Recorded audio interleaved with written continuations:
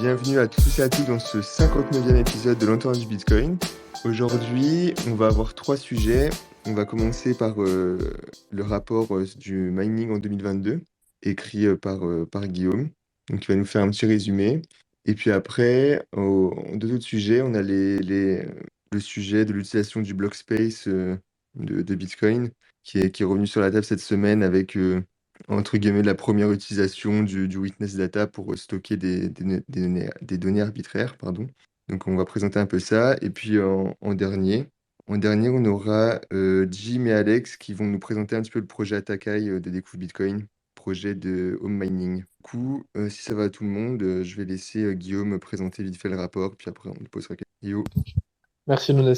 Euh, du coup, voilà, pour donner un peu de contexte pour ceux qui savent pas, donc moi je suis analyste mining à Galaxy Digital et donc tous les 6 mois on poste un rapport sur l'état du mining dans l'industrie. Donc ça concerne plutôt les entreprises publiques parce que c'est les seules pour lesquelles on a de l'information qui est transmise, puisqu'évidemment les entreprises privées vont pas dévoiler leurs informations. Donc ça prend à peu près en compte, on va dire, entre 30 et 40% du réseau total. Mais vu que c'est quand même une portion assez significative du réseau, on peut l'étendre à l'ensemble du réseau et tirer des conclusions assez simples. Et donc, pour faire un récap un peu de 2022, euh, le rapport, on a décidé de le nommer Surviving the Perfect Storm. Donc, en fait, voilà, survivre la tempête parfaite. Et on l'a appelé comme ça parce que pour résumer 2022, ça peut se faire assez simplement finalement. C'est qu'en fait, ça a été un enchaînement de catastrophes et d'événements macroéconomiques négatifs pour le minage qui ont fait que beaucoup de mineurs ont dû lutter pour survivre. Et il y en a même quelques-uns qui ont fait faillite. Et c'est d'ailleurs peut-être pas fini. Donc en fait, pour résumer super rapidement ce qui s'est passé, d'un côté, on a eu les prix de l'énergie qui ont absolument explosé puisque la majorité des mineurs qui sont aux États-Unis sont basés au Texas ou alors ils sont basés dans des régions qui dépendent fortement du prix du gaz. Et donc, vu avec tout ce qui s'est passé en Russie, une période très chaude au Texas pendant l'été et puis ensuite un hiver très froid, le prix du gaz a littéralement explosé. Et il y a beaucoup de mineurs qui n'avaient pas de ce qu'on appelle de Power Purchase Agreement, un PPA, qui est un accord pour fixer, en fait, pour avoir tout le temps un prix électrique fixe dans le temps. Il y a beaucoup de mineurs qui n'avaient pas ça. Du coup, qui ont dû faire face à des prix du gaz qui ont explosé. Et donc, ça a créé énormément de problèmes de ce côté-là, notamment chez Compute North, qui était un des plus gros providers de hosting institutionnel, qui a dû faire faillite. Il y a aussi Core Scientific, qui était littéralement le plus gros mineur avec plus de 20 exahash en ligne. Donc, c'était quasiment à l'époque un petit peu moins de 10% du réseau qui a fait faillite lui aussi en décembre. Donc l'énergie, voilà, le coût énergétique, ça a vraiment fait beaucoup de mal aux mineurs, ça a vraiment beaucoup influencé leur marge. La deuxième chose, évidemment, dans cette tempête, c'était le prix du Bitcoin. Le prix du Bitcoin qui, lui, quand on regarde par rapport à novembre 2021 jusqu'en décembre, a chuté de 75%. Et donc les mineurs, évidemment, eux, ils minent en Bitcoin, donc quand le prix descend, ça impacte aussi leur marge. Et c'est quand même assez violent, hein. Il y a quand même, enfin, il y a quasiment aucune industrie dans le monde où le prix de quelque chose descend de 75% aussi rapidement et vous êtes amené à essayer de survivre. Et donc c'est ce qui a en partie aussi contribué à cette période-là. Et enfin, le troisième événement qui a fait que les mineurs ont beaucoup de difficultés, c'est justement l'augmentation de la difficulté de minage, l'augmentation du hash rate. Parce qu'on se dit, voilà, logiquement, si le prix du Bitcoin est en bear market, s'il décroît constamment, le hash rate va décroître également. Sauf que, comme vous le savez, on en a déjà discuté auparavant, en 2021, les mineurs ont eu accès à énormément de capital sur la bourse, ils ont pris également énormément de dettes, ce qui ont fait qu'ils ont passé en fait énormément d'ordres pour acheter des machines, sauf que ces machines-là, elles sont pas arrivées sur le marché justement avant 2022, même jusqu'à la fin de l'année 2022. Ce qui fait que pendant que le prix du Bitcoin descendait, que le prix de l'électricité augmentait, il y avait encore des mineurs qui branchaient leurs machines, ce qui fait que ça augmentait la difficulté et ça réduisait encore plus les marges des mineurs. Et donc finalement, quand on prend en compte ces trois différentes choses, ça a amené à des faillites, ça a amené à des restructurations financières, ça a amené à des mineurs qui ont vendu des sites, ils ont vendu des machines, Ils ont beaucoup dilué aussi leurs actions, parce que c'est quelque chose qu'ils peuvent faire quand ils sont en bourse. De la même manière qu'un shitcoin, euh, on va pas en citer, mais de la même manière qu'un shitcoin peut augmenter son market cap en créant plus de coins, la bourse, c'est pareil. Donc, vous pouvez faire ça aussi en demandant, entre guillemets, l'accord aux actionnaires. Et donc, c'est ce qui s'est passé aussi. Vous avez beaucoup de firmes qui ont énormément dilué leurs actionnaires pour survivre.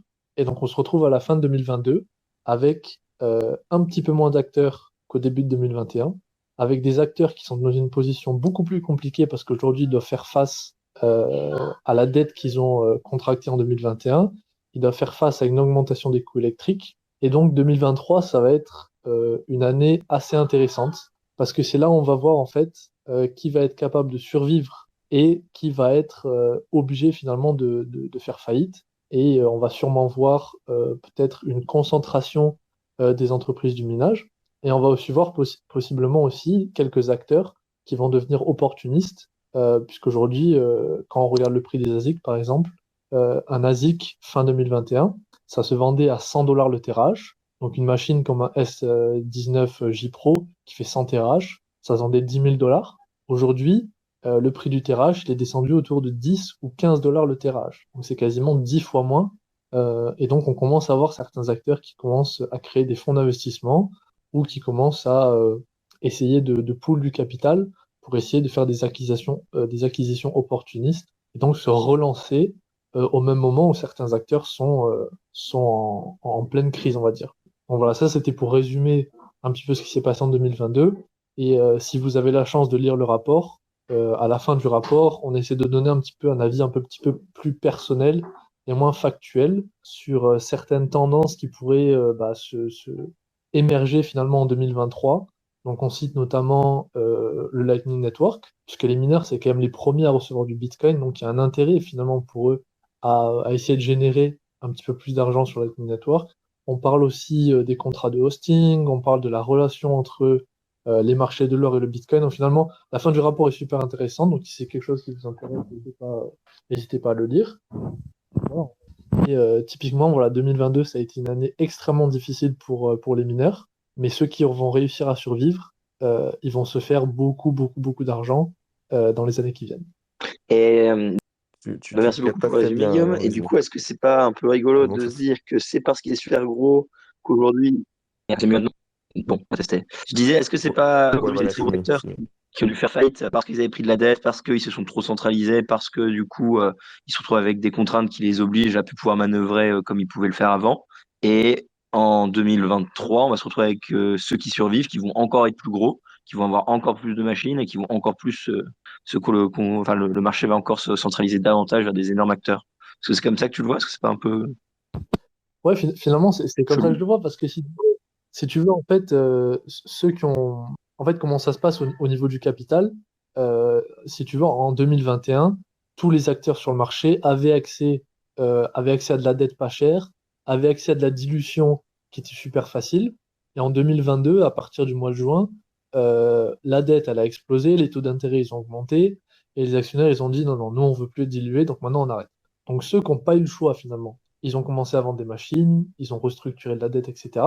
Ceux qui ont eu le choix, eux, ils ont continué à diluer, ils ont continué à prendre de la dette, et donc aujourd'hui, ils sont dans une position où, tu vois, ils ont beaucoup de Bitcoin dans leur trésorerie, ils ont encore accès à de la dette, ils sont des investisseurs qui sont prêts à les suivre, et donc, si tu veux, ils ont beaucoup de capital qui est prêt à être déployé de manière opportune. Et donc, quand tu écoutes les earning calls trimestriels des mineurs, il y en a beaucoup qui te disent, nous, ça a été une année difficile, mais on a survécu. Et donc maintenant, on attend un petit peu, tu vois, le max pain chez les mineurs pour commencer à être opportuniste. Mais tu as quand même aussi ce stigma de 2022, où même si certains mineurs qui sont assez gros, tu vois, comme les Riot, les Hut 8, les marathons, ils ont des centaines de millions sur leur balance sheet, mais ils ont quand même un petit peu peur, tu vois, ils savent pas finalement si le bear market est fini.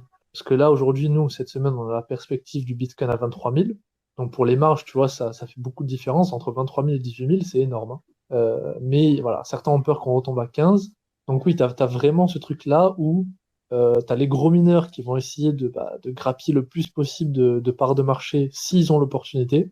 Et tu as les petits mineurs D'ici 6 mois, on aura la réponse. Est-ce qu'ils ont réussi à survivre ou est-ce qu'ils vont se faire acquérir par quelqu'un d'autre?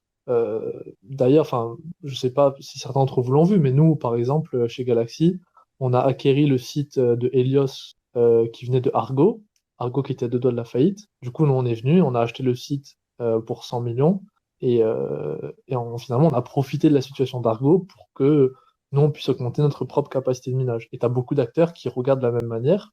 Euh, la faillite de corps scientifique, aujourd'hui, il y a 20 exahash de capacité qui est à vendre. Donc, tu as beaucoup d'acteurs qui regardent, voilà, est-ce que moi, je vais pas acquérir ce site de corps scientifique et essayer de grossir ma part de marché. Moi, j'avais une petite question pour toi, Gigi. Est-ce que tu penses que la centralisation dont tu parlais des fermes de minage aux États-Unis, notamment au Texas, elle est liée en partie au fait que le Texas, il a une grille électrique déconnectée du reste des États-Unis sur place et que du coup, ils ont besoin de plus de... Enfin, ils se servent du coup plus de Bitcoin justement pour pouvoir réguler leur grille électrique. Absolument. Absolument, parce que alors d'un côté, il y a le fait que la grille est dérégulée, et d'un autre, il y a le fait qu'ils ont énormément d'énergie en surplus. Donc, ils ont beaucoup de solaire et d'éolien qui est en surplus, ce qui fait que les prix sont bas. Et en plus de ça, quand tu es une grosse entreprise, tu vas là où tu es le bienvenu. Tu vas pas aller chercher, tu vois, là où tu as un gouvernement qui veut pas du minage. Là-bas, au Texas, ils sont très pro-business, ils sont pro-entreprise. Et donc, quand tu vas là-bas, ils se sentent bien. Donc oui, c'est totalement dû au fait que voilà, il y a ce climat-là qui est vraiment très propice au minage. Après, ce qu'il faut bien comprendre, c'est que aujourd'hui, le marché du minage au Texas, il est en train petit à petit de devenir saturé. C'est-à-dire que l'opportunité est en train de se réduire parce que tous les bons sites ont été pris d'assaut finalement. Donc c'est une opportunité qui est en train de se réduire et tu commences à avoir des mineurs qui commencent à regarder un peu ailleurs. Peut-être, voilà, cette semaine, on a vu Marathon qui ont fait un investissement je sais plus comment on dit en français, mais genre au Qatar, quoi, au Moyen-Orient. Donc, on commence à avoir un peu une diversification géographique qui serait bénéfique à Bitcoin en plus. Mais oui, clairement, aujourd'hui, c'est... Il y a quelqu'un qui parle là? Non, je crois pas. Ah ok, parce que je voyais Roxy des mute et je me demandais si j'avais pas planté.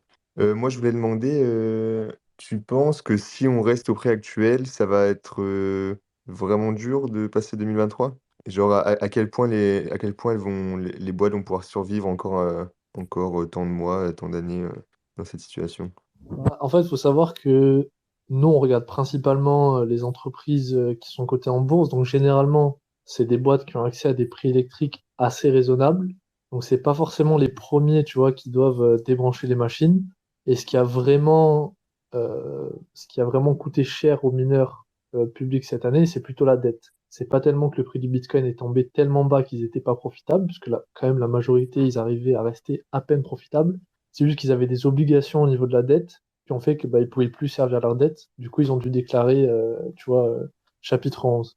Euh, donc c'est plutôt, tu vois, des mineurs qui ont des anciennes machines, etc., qui passent en dessous de leur coût de revient, qui doivent débrancher les machines. Euh, et aussi, il faut bien comprendre que quand tu réfléchis en termes de pourcentage de marge, la différence entre 23 000 et 18 000, elle est gigantesque. Tu gagnes 50% de plus en marge brute quand tu passes de 18 à 23. Donc aujourd'hui à 23, c'est quand même une situation qui est beaucoup plus tranquille pour les mineurs qu'à 18 000. Si on retourne à 18 000, pour répondre à ta question, ouais, d'ici 3 mois, il y a peut-être 50% des mineurs qui commenceraient à faire faillite parce qu'ils ne pourraient pas tenir aussi longtemps. Mais à 23, ça leur laisse suffisamment de, tu vois, d'air pour commencer à respirer un peu, à restructurer leur dette et à passer tranquillement l'année. Ok. Ah ouais, 3 mois, 50%, c'est pas mal, ouais. Et du coup, en fait, depuis un an, toute leur production, ils la revendent direct pour pouvoir pallier à enfin, ce qu'ils ont dépensé, quoi, leurs dépenses. Bah, ça, c'est un truc qu'on discute dans le rapport qui est assez intéressant. C'est qu'en 2021, vu qu'il n'y avait pas d'ETF Bitcoin, qu'il n'y a pas d'investissement financier pour investir directement au Bitcoin, il y a beaucoup de mineurs qui ont fait un peu ce qu'a fait MicroStrategy finalement. Ils ont dit aux investisseurs, bah, regardez, nous, on vend pas nos Bitcoins qu'on mine, donc on a beaucoup de Bitcoin en trésorerie, et donc finalement, venez investir chez nous. Donc, le 90% des mineurs, en 2021, même jusqu'à mai 2022, ne vendaient jamais leur production et ils se finançaient qu'avec de la dette et des actions. À partir de mi-2022, cette stratégie-là, elle est plus devenue viable finalement. Ils ont dû pivoter leur stratégie. Et donc finalement, ce qui est assez drôle, c'est qu'aujourd'hui, c'est l'inverse. C'est 90% des mineurs qui vendent leur production de manière quasi quotidienne, et tu as 10% qui continuent, finalement, c'est ceux qui ont les moyens, euh, à pas vendre leur Bitcoin et les mettre de côté pour financer des expansions, des nouvelles opportunités. Donc en fait, en 6 mois, tu as vu un changement de stratégie euh, quand même remarquable, mais qui était aussi dû au fait que c'était un comportement assez irraisonnable de la part des mineurs qui finalement cherchaient plus à faire augmenter, tu vois, leur market cap que à se soucier de qu'est-ce qui se passe si on n'a plus de cash pour rembourser les dettes. Et à quel point le fait que les mineurs vendent leur production tous les jours, ça maintient le prix à un certain montant? Est-ce que ça influe beaucoup?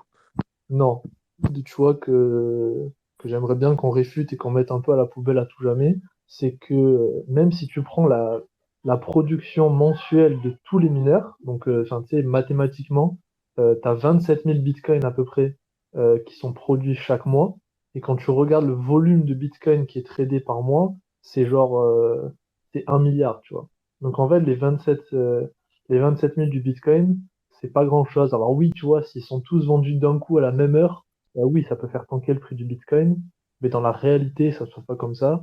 Et même aujourd'hui, en fait, à 23 000, t'as un peu moins de pression vendeuse que, tu vois, quand on était à 16, 17 000. Donc non, franchement, ça a très marginal.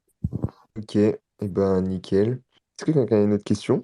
Dans l'auditoire aussi, hein, vous pouvez demander la parole, il n'y a pas de souci. Il faut appuyer en bas à gauche. Moi, je me posais une question par rapport aux machines.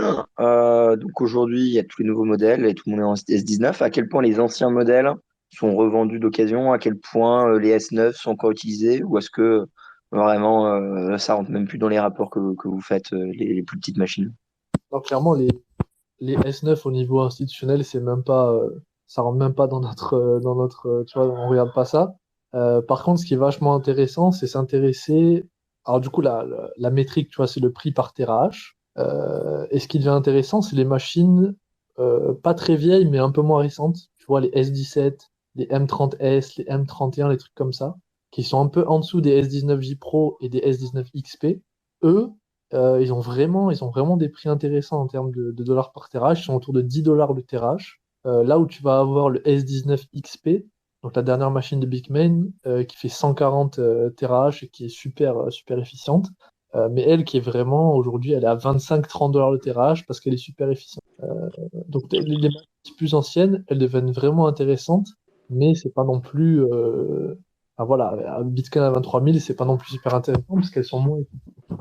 La S19 XP dont tu parles, donc la dernière machine de Bitmain, c'est avec du cooling, de l'hydrocooling qu'elle fonctionne, c'est ça?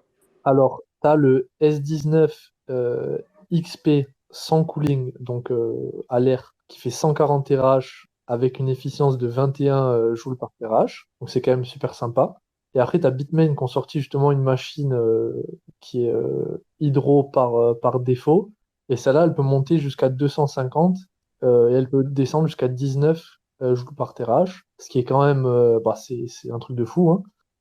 Mais c'est des machines que tu peux acquérir seulement pour des solutions containerisées. C'est-à-dire que acheter la machine seule en retail, aujourd'hui en droit, c'est pas possible.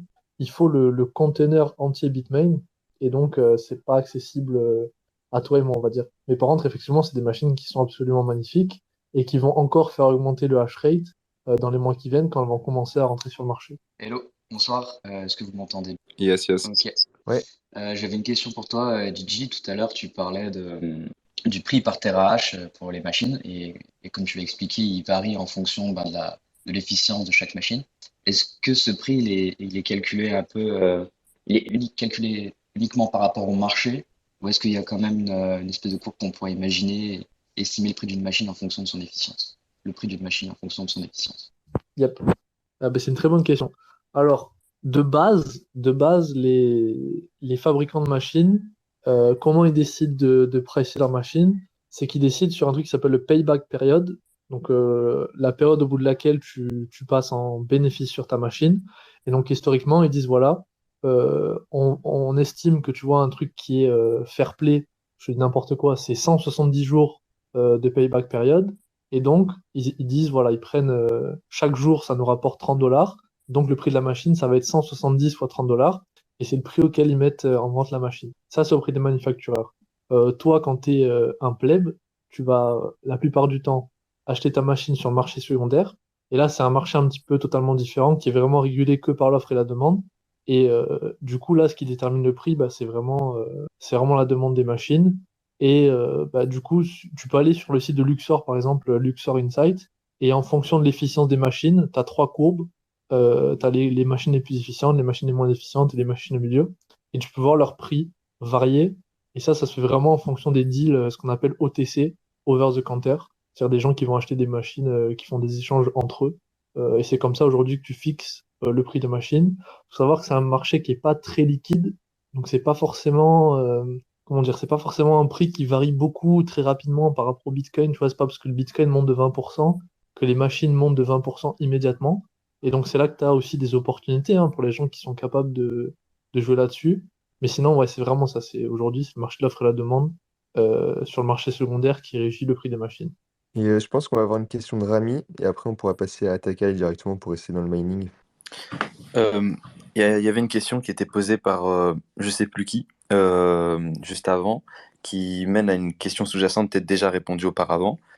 C'était par rapport en fait aux machines, au bout de combien de temps elles sont outdated. J'imagine que ça doit aussi beaucoup dépendre avec le halving, donc j'imagine que ça détruit beaucoup trop l'efficience de certaines machines au prix au TRH, enfin le dollar par TRH. Donc par exemple, est-ce que tu aurais des petits exemples sur par exemple le S7, au bout de combien de temps il est devenu vraiment outdated au niveau des institutions ou même en termes d'efficience par rapport aux autres machines, le S9 ou le S17, etc. Enfin, même si tu viens d'expliquer que le S17 était encore plutôt correct. Donc, sur quelle tranche de temps, même si j'imagine qu'une réponse définie n'existe pas.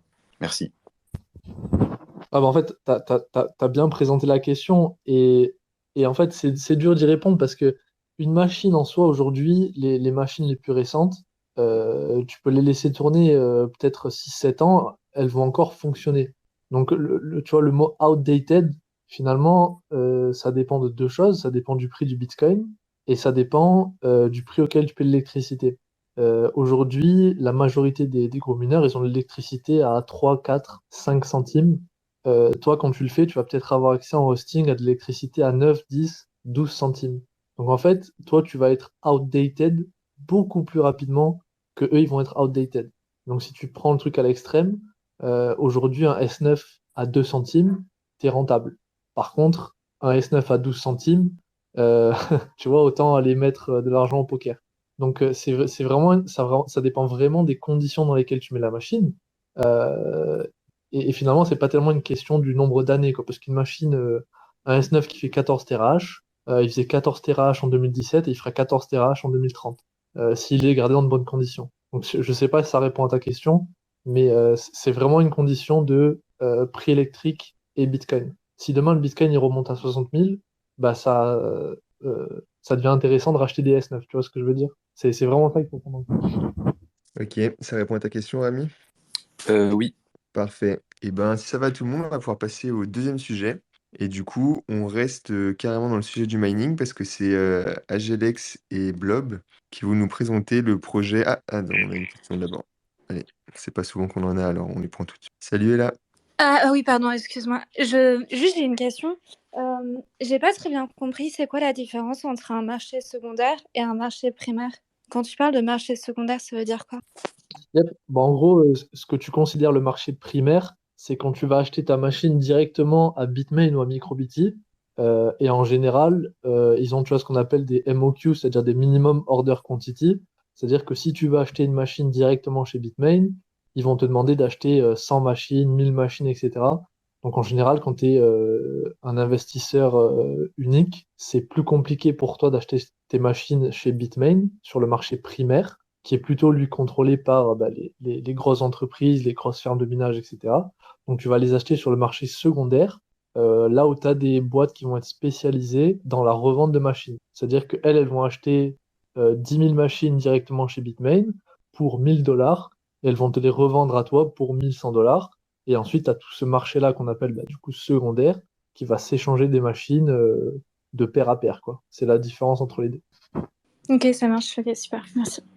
Parfait. Du coup, je disais qu'Agelex et Blob allaient nous présenter le projet Atakai qui portait chez Découvre Bitcoin, qui est une solution de home mining, on va dire, made in France, avec des S9. Et du coup, je vais laisser Alex présenter tout ça. Yes, merci Younes. C'est une excellente, je pense, transition avec ce que présente Gigi, parce que la réflexion derrière tout ça, elle est en lien avec et sur cette question, est-ce que c'est rentable ou pas de miner chez soi, et notamment avec un S9, et qu'on se rend compte que quelqu'un qui a plus ou moins accès à de l'électricité gratuite, à ce moment-là, brancher un S9, pourquoi pas, parce que à ce moment-là, les coûts sont inexistants pratiquement.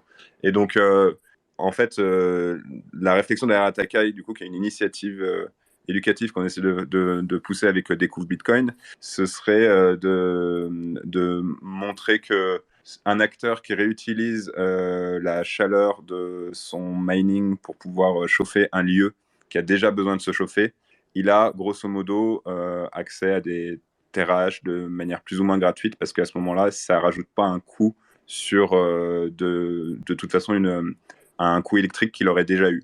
Et donc, avec Blob, ça fait depuis le début de l'hiver que nous, on se chauffe chez nous avec des S9, et ça a été une excellente méthode pour nous pour en apprendre plus sur le mining, parce que ça nous a fait mettre les mains dedans, mettre les mains dans les OS des machines, commencer à regarder un peu toutes les métriques et toute la profitabilité qui se trouve derrière, et je dirais le fonctionnement global de l'industrie. Et suite à tout ce qu'on a appris en faisant ça seulement de notre côté, un peu avec ce qu'on trouvait sur Internet, on s'est dit que c'était une parfaite opportunité pour présenter ça à des personnes que ça avait peut-être déjà intéressé, et leur laisser la possibilité, eux aussi, d'en apprendre plus sur le mining en faisant ce petit projet à la maison. Donc, je dirais que tout ça, ça a vraiment une vocation plus éducative qu'industrielle, parce que on part sur des S9 par exemple pour leur prix qui est très faible aujourd'hui, parce que aussi c'est une machine assez ancienne, donc elle est disponible dans beaucoup de régions du monde. Les pièces pour faire de la maintenance aussi le sont. Et donc voilà, donc on va lancer cette initiative, on lance cette initiative où on va mettre à disposition sur Découvre Bitcoin des articles un par semaine, qui fait qu'en quelques semaines, on estime qu'en 6 semaines, on vous aura partagé tout ce que nous on a appris sur le fait de modifier un S9 pour pouvoir l'intégrer à votre domicile, en passant de la modification du software jusqu'à la modification du hardware, mais aussi en allant un tout petit peu plus loin avec de l'automatisation, et en se faisant un petit, je dirais, un chauffage connecté, qui n'a rien à envier avec tous les chauffages connectés qui se font aujourd'hui. Donc, on se rend compte après, malheureusement, que tout ce contenu arrive un tout petit peu à la fin des jours froids. On aurait aimé le partager avant, mais je dirais que même nous, notre connaissance, elle a vraiment été alimentée par l'hiver qu'on a passé. Donc, il n'y a qu'aujourd'hui qu'on se sent vraiment prêt à proposer un projet facile à faire pour tout le monde, et qui est voilà, vraiment le but, c'est que tout le monde puisse avoir un S9 chez lui, dans un environnement plutôt petit, et que ce soit pas une nuisance, parce que la question qu'on a souvent, c'est à propos du bruit, combien ça rapporte, est-ce que ça coûte pas plus cher. Et donc, ce qu'on veut vraiment se rendre compte aux gens, c'est que voilà, c'est un petit projet sympa, et ils peuvent commencer à explorer tout ça. Donc, je vois, si Blob a quelque chose à rajouter aussi, s'il y a certains qui ont des questions, parce que je sais qu'on en a reçu pas mal depuis notre présentation la semaine dernière à Auxerre. La vidéo est en ligne sur le site de Découvre Bitcoin. En tout cas, n'hésitez pas, et nous, on commence à poster nos premiers articles demain. Du coup, je te pose une question, vu que je sais que tout le monde a la question. Comment est-ce que ça fonctionne, le S9, quoi d'autre comme pièces? Ça coûterait, ça dépend vachement des S9, mais est-ce que le radiateur il chauffe plus vite qu'un radiateur normal? Est-ce que tu pourrais pas avoir une explosion de ton coût électrique? Tu coupes un peu, Roxy, je crois que. Mais j'ai compris tes questions. Si je peux me permettre du coup d'y répondre avant que tu aies fini de les poser, parce que ça coupe Non, vraiment ton micro.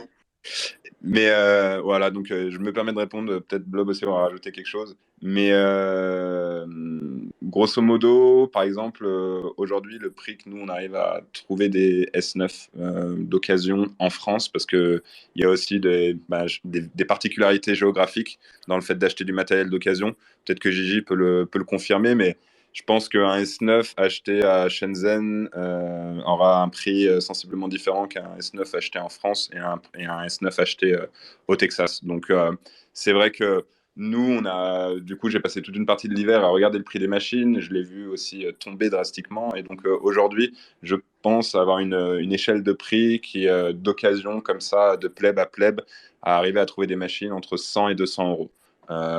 Voilà à peu près pour le prix. En termes de bruit, les modifications qu'on fait, elles sont en première partie software, pardon, où en fait on installe des logiciels, un logiciel notamment là c'est BrainsOS. Ce qu'on espère dans le futur, c'est qu'il y aura plus de logiciels que BrainsOS qui vont permettre de modifier un peu les machines. Pour l'instant, on a travaillé qu'avec celui-là, mais donc il y a un système d'exploitation en fait pour la machine qui permet de lui donner beaucoup plus de modularité et de granularité dans ce qu'on est capable de lui demander, plutôt que l'OS de la machine avec lequel il vient, qui lui est très figé. C'est-à-dire que ces OS sont faits pour des gens, comme parlait Gigi, qui veulent mettre des machines dans des containers, et donc ces personnes généralement veulent avoir juste le S9 qui tourne au maximum de ses performances, ou des S19 d'ailleurs. Mais en fait, dès qu'on se met à avoir cet objet dans chez soi, on a des besoins qui deviennent très différents. Et c'est là que BrainsOS intervient et devient vraiment intéressant pour faire ça, et même indispensable. Et c'est pour ça qu'on aimerait d'ailleurs vraiment qu'il y en ait d'autres qui se mettent sur le sujet. Et je crois que c'est le cas.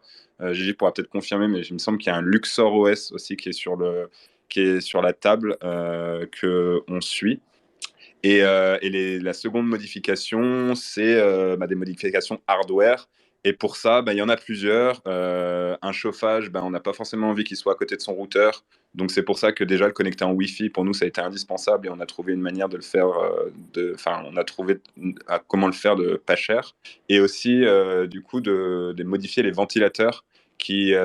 Parce qu'encore une fois, comme ces machines sont vendues à des acteurs industriels où le bruit n'est pas un problème, le matériel, autant il est réfléchi pour refroidir les machines, mais le bruit n'a pas été une contrainte que se sont imposés les constructeurs. Et en fait, il y a déjà du matériel qui existe, qui permet un refroidissement égal de la machine, et qui fait beaucoup moins de bruit. Donc on a exploré plusieurs options. Blob peut en parler. On a exploré avec un extracteur, qui est un extracteur tout à fait normal, qui peut être utilisé dans tout un tas de choses. Et on a essayé aussi avec des ventilateurs de PC de gaming, aussi de la même manière. Et donc des ventilateurs qui sont prévus pour être utilisés sur une machine qui se trouve à côté de la personne qui utilise l'ordinateur, et du coup qui sont des ventilateurs très très silencieux. Et voilà, donc ce qui a été vraiment la réflexion qu'on a eue derrière, c'est qu'on a essayé vraiment de trouver les pièces nécessitant de ces modifications qui coûtent le moins cher, pour que ça le rende le plus accessible possible. Et c'est pour ça qu'aujourd'hui, on pense que tout le setup peut être acheté et monté soi-même pour moins de 300 euros. Voilà à peu près ce qu'on se fixe comme échelle de prix. Blob, je ne sais pas si tu veux rajouter quelque chose. Notamment, je sais qu'il y avait une question de Roxy par rapport à l'efficience de la machine. Et est-ce que ça coûte plus cher que de chauffer avec un S9 ou avec un bon vieux chauffage électrique ou autre? Ouais, du coup, je sais pas si vous m'entendez, je vois pas les petits points. Si, on t'entend, ouais. Du coup, dans une comparaison avec un chauffage électrique classique, la consommation, elle est la même. Il n'y a pas de différence. Après, si on commence à comparer avec d'autres types de chauffage, gaz, etc., là, tout dépend de l'efficience du système. Et là, on va rester dans la comparaison avec un chauffage électrique. Donc, l'idée, c'est que nous, vraiment, ce qu'on a voulu faire, c'est regarder les mineurs comme un chauffage, et non pas comme un mineur qu'on souhaite rendre plus silencieux, mais plus un chauffage, et comment on va pouvoir le faire fonctionner. Et donc, on a exploré plusieurs setups. Et grosso modo, suivant le niveau de bruit qu'on est prêt à accepter, sur un S9, on peut avoir différentes puissances. Donc, je ne sais pas si les niveaux de bruit vont parler à tout le monde, mais on parle du coup en décibels. Et moi, ce que j'ai pu constater jusque-là, c'est qu'avec si on accepte 30 décibels, on peut avoir à peu près 750 watts de chaleur. Avec 40 décibels, on est plutôt aux alentours des 1000, 1200, 1100, ça dépend. Et si on accepte 50 dBm, là, on peut avoir le mineur qui tourne à fond à 1500 watts. Et donc, le BrainOS, ça permet de réguler à la fois les vitesses des ventilos pour diminuer la nuisance sonore et aussi de baisser les performances pour diminuer l'augmentation de la température. Par contre, c'est pas pensé pour être un chauffage qui va venir se réguler de lui-même, qui va pouvoir baisser ses performances en fonction de la température de la pièce, ce genre de choses. Donc, on peut tricher un petit peu avec certains mécanismes directement intégrés à BrainOS. Et il y a également des solutions qui commencent à avoir le jour, qui ne sont pas encore vraiment abouties, mais en association avec des systèmes comme par exemple Home Assistant, qui aurait la possibilité d'avoir un plugin qui permettrait de se connecter directement à BrainOS et de modifier ses paramètres, que ce soit la vitesse des ventilateurs, la puissance la puissance de chauffage, etc., la puissance du mineur, pardon, en fonction d'une température qui serait mesurée sur un capteur autre. Donc ça, c'est un peu plus poussé. Donc on va explorer ça et voir s'il y a des personnes qui peuvent aussi aider à développer les plugins qui se connectent aux API de BrainOS. Mais après, il y a des systèmes plus simples où on peut simplement avoir une prise connectée qui va pouvoir allumer ou éteindre le mineur en fonction de la température. Donc là, c'est un peu plus contraignant parce qu'on est obligé d'allumer le mineur qui prend du temps du coup à retourner sur le minage et qui, une fois éteint, va devoir redescendre, la température sera moins stable après dans la pièce. Et donc sinon au niveau du coup de la sensation de température, le confort thermique en fait qu'on va avoir, c'est ça qui est très intéressant avec le mineur, c'est que ce qu'on appelle les grille-pains, souvent c'est des machines qui vont beaucoup chauffer et qui vont avoir du mal à diffuser la chaleur parce qu'il n'y a pas de convection et il y a peu de rayonnement. Et c'est pour ça qu'il y a des radiateurs qui sont plus chers, qui vont être soit des bains d'huile, des choses comme ça, qui vont avoir un système à inertie et qui vont pouvoir du coup conserver la chaleur plus longtemps et être propagée de manière plus homogène dans la pièce. Là, le mineur, lui, ce qu'il a comme avantage, c'est qu'il a un débit d'air assez important qui passe à l'intérieur. Donc, le volume d'air de la pièce est très vite renouvelé, ce qui fait que la chaleur se propage très rapidement, en fait, dans la pièce et de manière très homogène. Et comme l'idée, c'est plutôt d'avoir une puissance, on va dire, moyenne, voire faible, mais de laisser tourner longtemps, au lieu d'avoir des moments où il va chauffer beaucoup, puis s'éteindre. Donc, ça permet d'avoir vraiment un confort thermique très intéressant. Et ça, c'est ce qui est recherché, justement, avec des radiateurs qui sont beaucoup plus onéreux. Voilà, donc on est un peu en attente de voir si et comment est-ce qu'on peut faire avec des systèmes plus complexes comme Assistant pour l'optimiser plus et au lieu de devoir du coup l'allumer et l'éteindre, pouvoir plus régler ses performances en fonction des objectifs de température qu'on peut se donner et du coup programmer des plannings, des choses comme ça. Si certains ont des questions, n'hésitez pas. Voilà, nous, c'est un truc qu'on explore aussi. Donc peut-être il y en a même qui ont des commentaires ou même des conseils à nous donner. Ouais, j'ai une petite question. Vous m'entendez ou pas? Yes. Ok, super. Au niveau de la consommation, en fait, est-ce que c'est une consommation qui va être uniforme ou est-ce qu'on va vraiment repérer une diminution de la consommation énergétique toutes les 10 minutes ou pas du tout? Enfin, est-ce que c'est... Vous voyez de quoi je parle ou pas? Est-ce que tu... J'ai du mal à mettre des mots sur ça, mais en fait, est-ce que imaginons, est-ce que sur mon compteur Linky, je peux voir que je consomme, enfin que j'utilise, enfin que je fais tourner un ASICS ou quelque chose, enfin, vous voyez ce que je veux dire? Est-ce que c'est une consommation en continu? Si je l'allume tout le temps, je veux dire, si j'allume tout le temps l'appareil, est-ce que la consommation va être en continu ou est-ce que toutes les 10 minutes, il va y avoir une forte diminution et puis ensuite une réaugmentation par rapport au calcul du H ou pas du tout? Alors pour ça, je pense que la réponse, elle vient plus sur le fait que tu vas utiliser une pool de mining. Donc en fait, tu fais pas de mining seul parce que ce serait pratiquement impossible que d'obtenir une récompense. Donc en fait, tu proposes des hash que ta machine a calculé à une pool de mining qui en fait agit plus ou moins comme une coopérative de hash où en fait plein de gens viennent avec des hash calculés et ensuite eux utilisent ces hash pour pouvoir trouver des blocs parce qu'ils en ont un grand nombre et ensuite ils redistribuent la récompense qu'ils ont gagnée à toutes les personnes qui ont participé en fonction du pourcentage de participation qu'il y a. Donc en fait, toi, ce qui fait que ta machine, une fois que tu la branches, elle mine tout le temps et elle a pas en fait, elle calcule des hash et elle les envoie à la pool et il n'y a pas grand chose qui change. Donc il peut y avoir des fluctuations par rapport au système dont on a parlé un peu avant sur le fait que si on souhaite automatiser le chauffage, ton ASIC, il risque des fois de baisser ou d'augmenter ses performances en fonction de ce que tu lui demandes. Donc là, effectivement, tu vas avoir des modifications. Mais par exemple, si tu es purement connecté sur la machine et que tu t'observes la consommation électrique, tu pourrais pas deviner comme ça qu'il y a un ASIC en fonctionnement. Son fonctionnement est relativement standard par rapport à n'importe quel appareil électrique. Donc voilà, je ne sais pas si ça répond à ta question. Si, tout à fait, c'est exactement ça que je recherchais. Ok, super, merci. Et si je peux rajouter, c'est surtout que les mineurs, ils minent en continu, ils font la puissance de calcul en continu. Du coup, tu vois pas vraiment de fluctuation en fonction de quand un bloc est produit ou pas. Et d'ailleurs, ça vient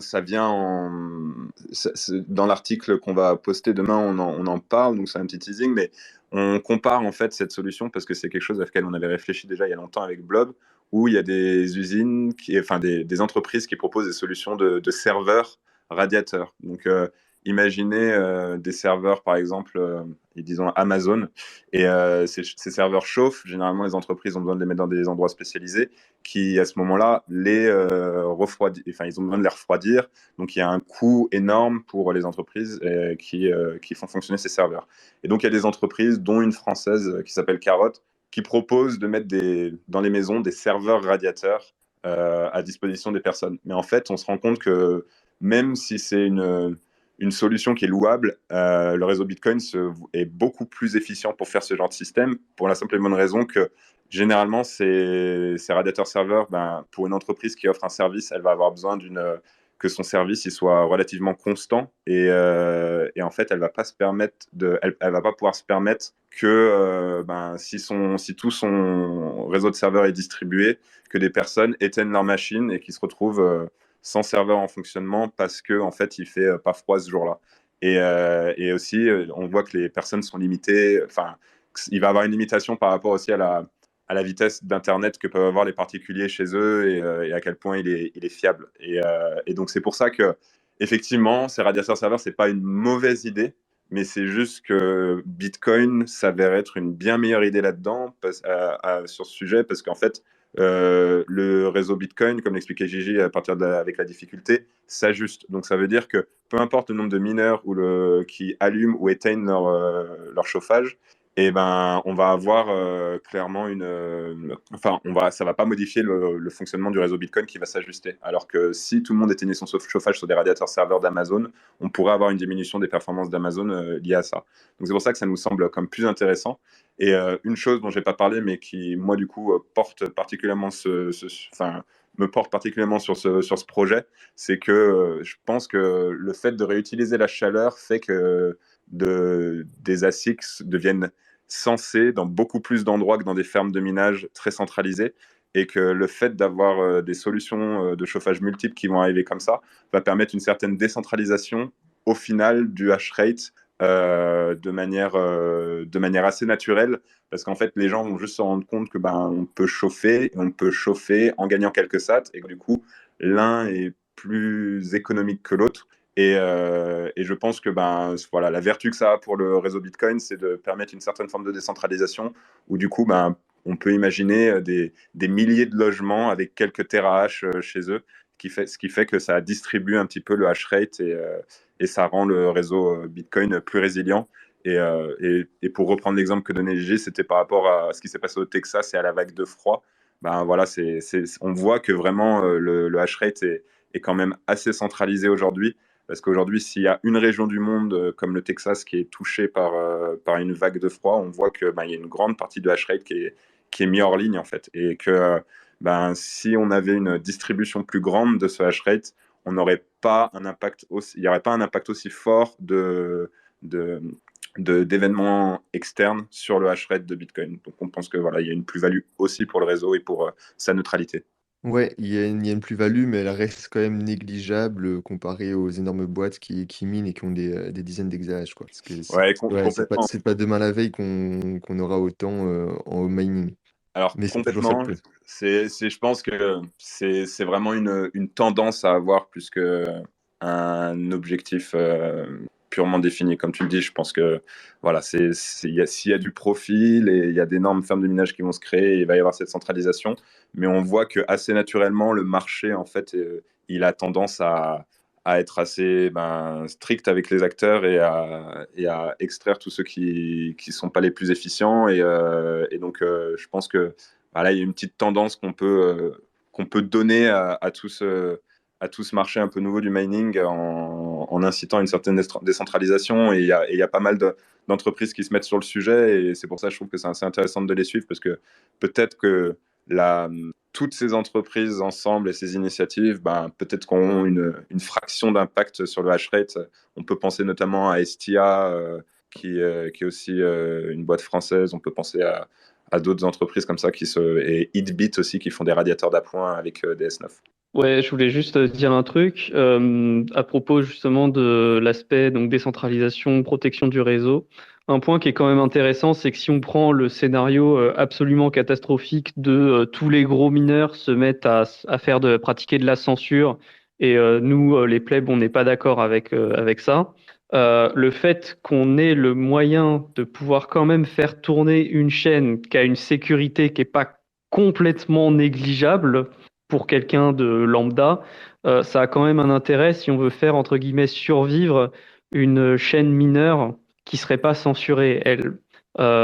Donc, pour les gens, le scénario catastrophique, il est pas mal illustré dans l'une des vidéos de grand angle, là, où on parle de cas où il y a une censure significative sur une chaîne et que tous les gros mineurs dans une logique de profit, et justement parce qu'ils ont une logique de profit, vont rejoindre la chaîne qui censure. Eh bien, l'avantage d'avoir un système comme celui-là, où en fait, on cherche pas le profil, on cherche juste à se chauffer. Donc on s'en fiche presque de gagner que des clopinettes, voire même rien du tout, lorsqu'on utilise notre mineur pour nous chauffer.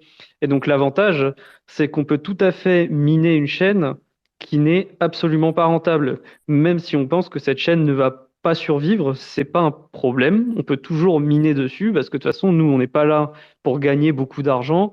On est d'abord là pour se chauffer et ensuite avoir de la souveraineté, c'est tant mieux. Donc on gagne quand même le fait qu'on ne soit pas dans une logique de profit sur ce sujet-là, le fait qu'on ne soit pas dans une logique de maximiser le profit des bitcoins minés, fait que on peut aussi choisir nos règles de manière plus. On peut prendre un peu plus de souveraineté sur le choix qu'on fait du réseau qu'on décide de suivre, puisqu'on peut contribuer à ce réseau de manière significative. Donc oui, c'est sûr, tous ensemble, on serait peut-être que 1 millième, allez, peut-être 1 centième du hash rate total, mais tous ensemble, si on décide qu'une chaîne mineure est une chaîne qui ne censure pas et que la chaîne la plus longue actuellement, c'est une chaîne qui censure et donc on décide de soft forker, de quelque part invalider un bloc de cette chaîne majeure, de la grande chaîne, pour aller sur notre propre chaîne mineure, eh ben on peut décider de le faire. On peut décider de le faire et on aura un hash rate qui n'est pas négligeable, ce qui fait que, bon, oui, on pourrait nous attaquer toujours, mais ça restera toujours coûteux. Et donc, on peut décider de continuer notre chaîne et de rendre très, très coûteux le fait d'attaquer notre chaîne, même si c'est pas la chaîne majeure, et que le jeton de cette chaîne majeure, il sera certainement plus dur à vendre. Donc après, c'est pas non plus la panacée. Je veux dire, si on est dans un scénario catastrophique où on se fait censurer la tronche par tous les gros mineurs, ça reste un scénario catastrophique. Donc, il y aura des contre-attaques, si on veut, du hash rate de la chaîne majeure.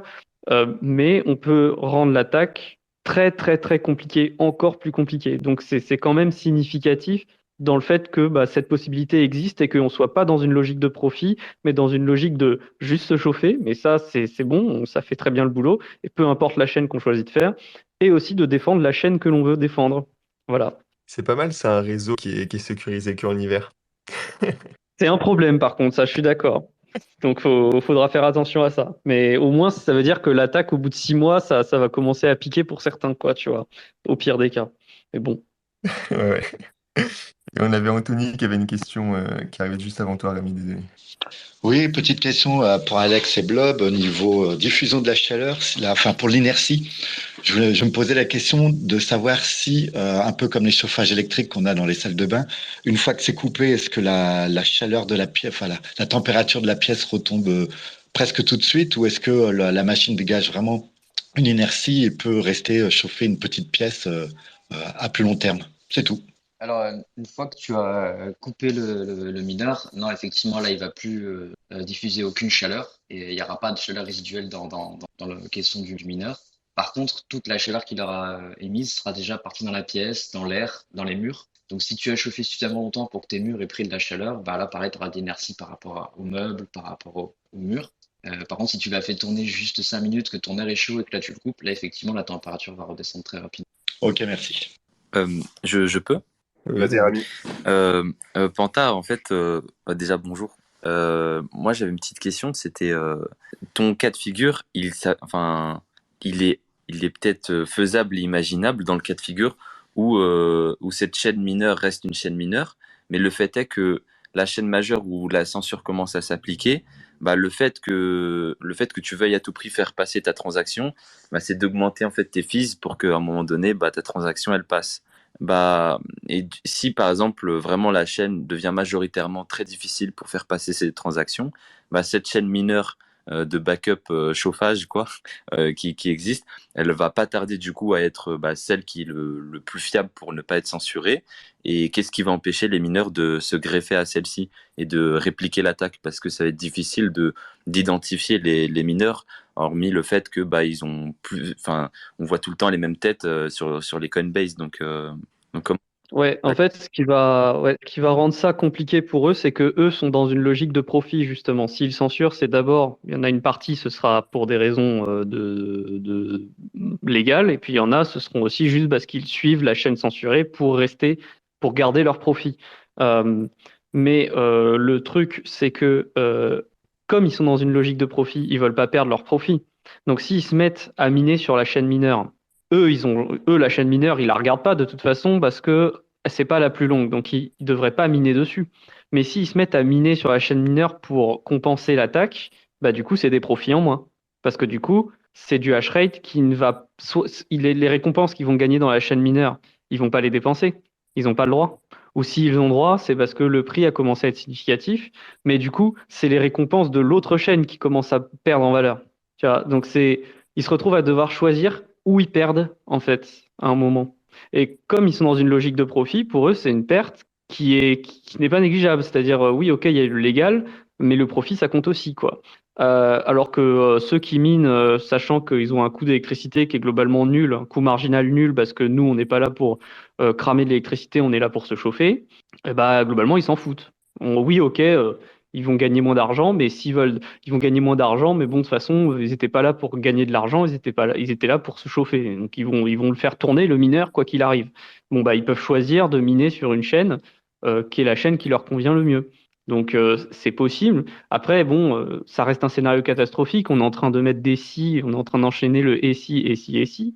Mais je veux dire par là que parce qu'ils sont dans une logique de profit, ils vont quand même avoir une grosse aversion à la perte. Et notamment s'ils commencent à reminer sur une chaîne mineure, parce que je sais pas, le gouvernement a dit, écoutez les gars, en fait, la grande chaîne que vous avez faite, maintenant plus personne l'utilise, donc en fait, maintenant il va falloir attaquer cette chaîne mineure qui manifestement tout le monde utilise.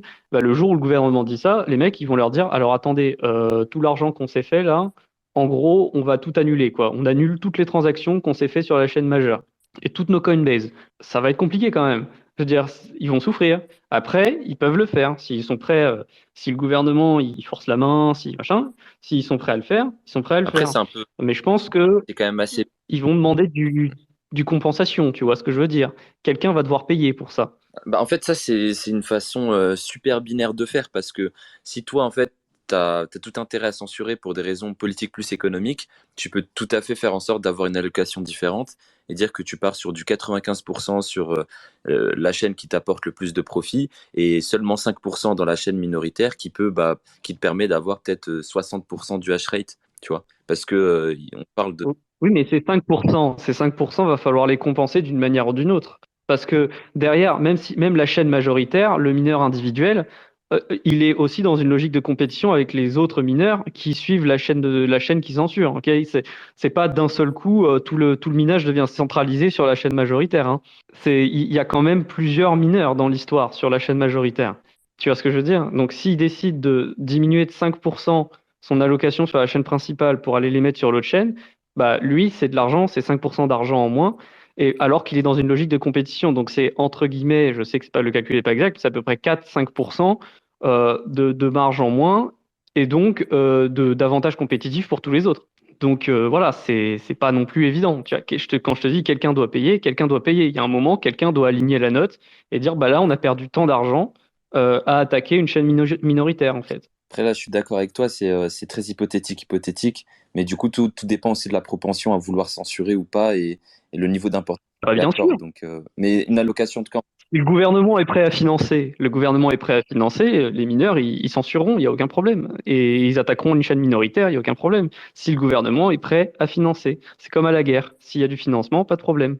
Et puis le jour où il n'y a plus de financement, bah, il n'y a plus de financement. Je pense sur cette belle conclusion, on va pouvoir passer au sujet suivant. Eh ben, ça me paraît bien s'il n'y a pas d'autres questions, d'autres remarques. Alors, le sujet suivant. Tu veux l'introduire, Panta, ou je le fais? Bah ouais, si tu veux, comme tu veux, comme tu le Allez, sens. allez, vas-y. Ok, donc le sujet suivant, c'est un truc nouveau qui s'appelle Ordinals. Donc ça, c'est un truc qui s'est fait particulièrement remarquer depuis mercredi soir, jeudi, avec un article, donc je sais plus comment il s'appelle le gars, mais il a écrit un article sur ces NFT qui sont dans la blockchain et les bitcoiners ne disent rien, quoi. Et donc voilà, donc Ordinals, c'est un protocole qui est globalement composé de deux parties, mais qui sert globalement à faire des NFT sur Bitcoin. Une première partie de ce protocole qui pose aucun problème, c'est la théorie d'ordinal, qui en fait est une façon de numéroter les Satoshi en fonction du moment où ils ont été créés dans la blockchain via le minage. Et en gros, cette théorie va définir comment est transféré le telième Satoshi qui a été miné en fonction des transactions et où est-ce qu'il est actuellement, dans quel outil EXO. Et il y a une deuxième partie qui là est beaucoup plus polémique, c'est la notion d'inscription. Et donc l'idée des inscriptions, c'est d'utiliser une partie des transactions SegWit qui s'appelle le witness pour conserver de la donnée, et notamment des données relatives à des NFT. Et donc quand on parle de données relatives à des NFT, ça peut être des choses qui seraient pas très polémiques, si j'ai envie de dire, ça peut être du texte, des identifiants, des choses de ce type-là. Mais là, le problème, c'est que ce qu'ils conservent, c'est des images, du son, voire ils envisagent de mettre des vidéos. Et donc, on se retrouve, il faudrait trouver un petit exemple, mais on peut se retrouver avec des transactions très simples qui ont simplement une entrée, une sortie, qui a l'air tout à fait normal au premier abord. Et puis quand on regarde dans le détail, on voit que le témoin, le witness, fait quelque chose de l'ordre de quelques kilobytes, alors qu'une transaction habituellement fait plutôt quelques bytes, quelques centaines de bytes. Et donc, on se retrouve avec un énorme witness comme ça qui prend plein de place. Et en fait, si on décode le witness de la façon qui est décrite dans le protocole ordinal, eh bien, on va retrouver une image ou des choses de ce type-là. Du son, voilà. Et donc, ces images, ces documents, ces fichiers, ils sont conservés dans la blockchain. Ils sont littéralement écrits dans la blockchain. Peut-être que vous le savez déjà, mais depuis un certain temps, il y a le white paper qui est conservé dans la blockchain Bitcoin d'une façon très très sale, mais c'était il y a très longtemps, dans les années, je sais plus, c'était 2013 que ça a été fait. Et donc vous pouvez télécharger le white paper depuis la blockchain Bitcoin. Eh bien là, il faut imaginer quelque chose qui fait ça, mais avec ce qu'on appelle les données witness de SegWit. Et ces données witness, elles ont la particularité de coûter beaucoup moins cher en fees. Dans une transaction SegWit, il y a une partie qui correspond à l'ancien format des transactions et il y a la partie qui correspond à le nouvel emplacement qui a été créé via la soft fork SegWit. Et toutes les données qui vont dans cet nouvel emplacement, globalement, bénéficient d'un facteur 4, d'une décote de 75% sur les frais, parce que ces données-là ne sont pas vues par les anciens nœuds Bitcoin, et donc on ne les compte pas comme les données que les anciens nœuds Bitcoin avant SegWit voient.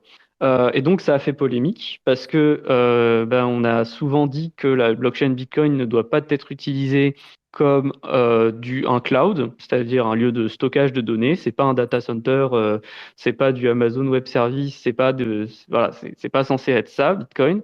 D'un autre côté, on avait quand même quelques petits éléments comme un opcode qui s'appelle le op return pour pouvoir conserver de la donnée sans qu'elle soit validée par les nœuds Bitcoin Donc, il y avait quand même une notion de stockage de données qui existait un petit peu, mais on essayait de faire en sorte que ce soit toujours très petit. Et là, ce qui fait polémique, c'est qu'on peut avoir des kilo-octets de données qui sont conservées dans des blocs.